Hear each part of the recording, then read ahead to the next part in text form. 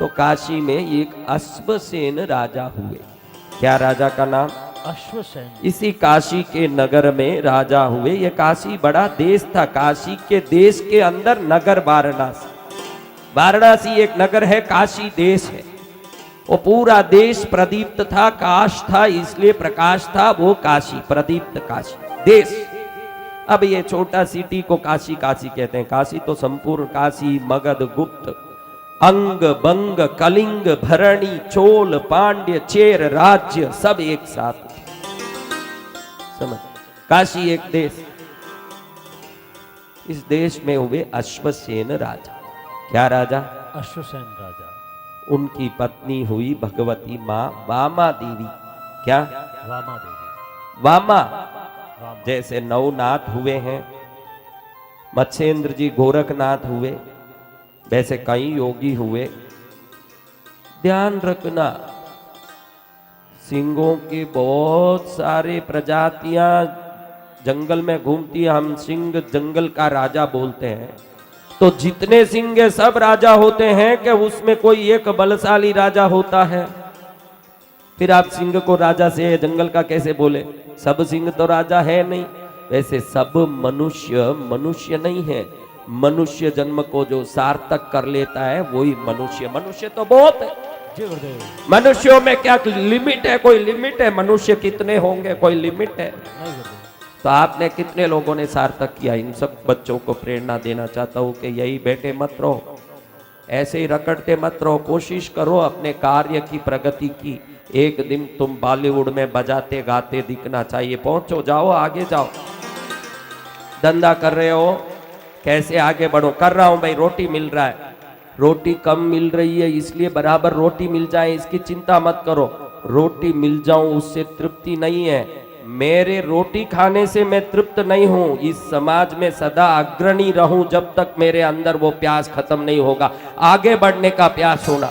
ये पूरे जिंदगी यहीं बैठ के ऐसे ही किसी के पीछे माइक पकड़ के बैठे रह जाओगे पूरे जिंदगी। तुम कोई बैकड्रॉप सिंगर बनने जन्मे नहीं हो। उदित नारायण भी तुम में से ही आया होगा, बप्पी लहरी भी तुम में से ही आया होगा, और दुनिया के जितने गाने बजाने वाले तुम में से ही प्रकट है। ए.आर. रहमान जो है, पहले उसका नाम दिलीप था, बाद में मुसलमान बन गया। वो बाद में मुसलमान बना, दिलीप नाम था उसका। 7 रुपए में उसने काम किया है, 7 रुपीज में। आज एक बार 2 घंटा गाने के लिए 11.5 करोड़ रुपया लेता है। सत्य वचन।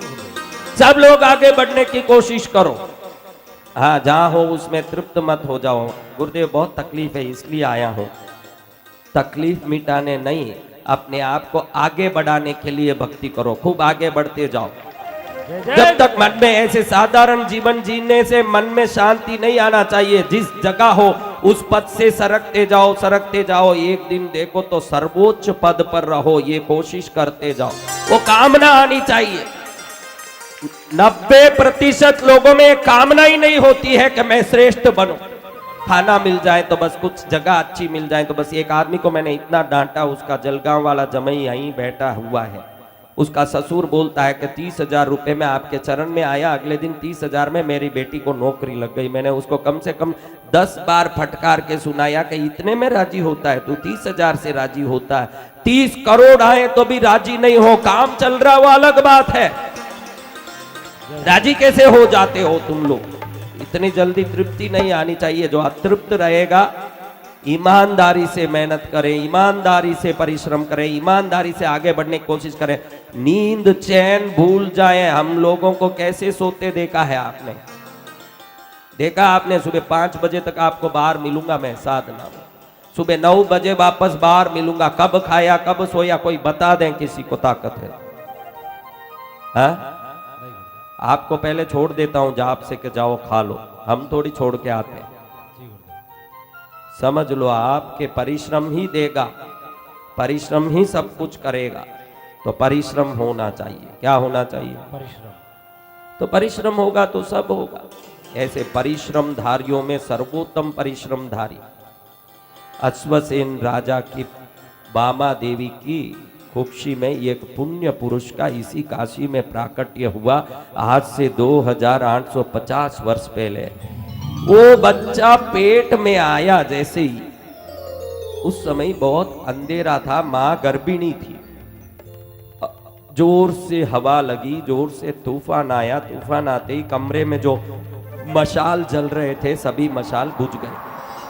अब समझो पूरा कमरा अंधेरा हो गया, घोर अंधेरा।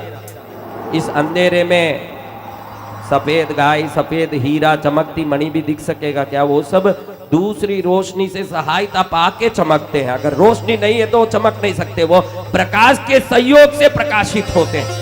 जय जय गुरुदेव। हाँ? लेकिन वामा रानी को दिखा कि कोई नाग जा रहा है, काला नाग।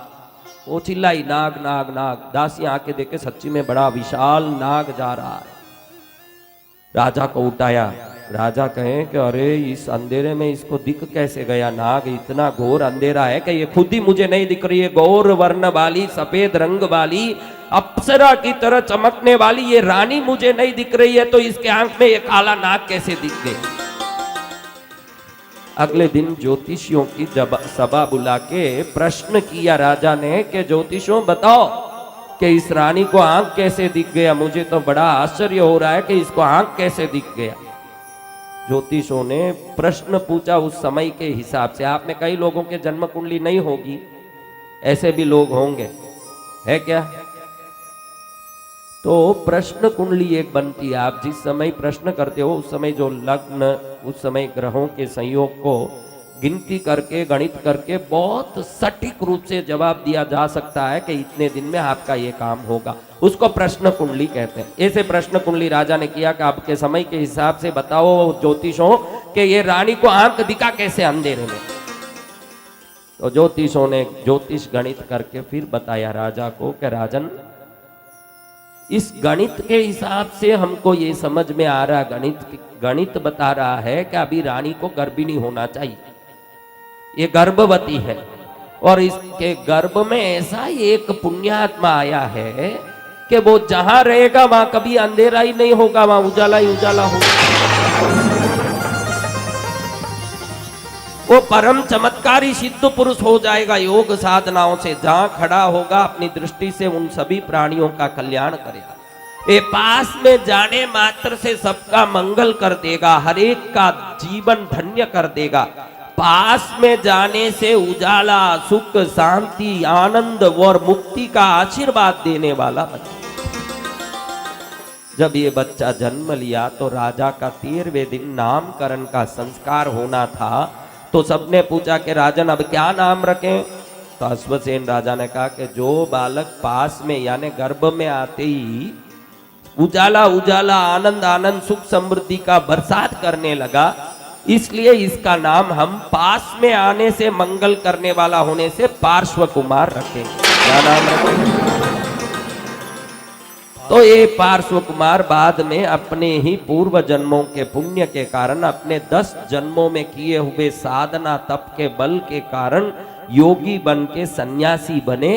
सन्यास नाम उनका हुआ पार्श्वनाथ। पार्श्व कुमार से क्या हुआ? पार्श्वनाथ। वो पार्श्वनाथ हुए जो देवताओं को भी आशीर्वाद देने वाले। आप शास्त्र पढ़ोगे, रुद्र रहस्यम आदि पढ़ोगे या कोई भी ग्रंथ पढ़ोगे तो ब्रह्मा विष्णु रुद्र नारद खेचर परिपूजिताय श्री चिंतामणि पार्श्वनाथाय नमः। शास्त्र कहता है कि जिनके चरण में ब्रह्मा विष्णु महेश नारद तुम्बुरु आदि समस्त देवता नतमस्तक होते हो, ऐसे योगी पार्श्वनाथ को मेरा वंदन। ऐसे पार्श्वनाथ इसी काशी में जन्म लिए हैं। कहां पर? इसी का। हाँ, इधर उनके चरणों का धूल आज भी हवा में महकता होगा। आज वो धूल यहाँ वहां बिकर के दर्शन करने वालों के जन्म जन्मांतरों के पापों को नष्ट करता होगा। ऐसे काशी में हम सब विद्यमान। ऐसी काशी जहां स्वयं पार्श्वनाथ जन्मे। मैंने परसों बताया था कि कैसे भैरव का प्राकट्य हुआ यहाँ। कैसे? आहा, वर्णन करूं? आप एक बार वापस वर्णन करो तो समझो कि बराबर सुने हो। हाँ, इतने पार्श्वनाथ, इतने भैरव, अन्नपूर्णेश्वरी माँ की दया की क्या कहें। इस काशी में भिखारी हो, गरीब हो, दुखी हो, गली में पड़ा हो, कोई भी आदमी रात में भूखा नहीं सोता। ये काशी की महिमा है। या सबको अन्न मिलता है? सबको अन्न मिल जाता, किसी प्रकार से मिलता होगा, मिलता सबको है, भगवती की लीला है।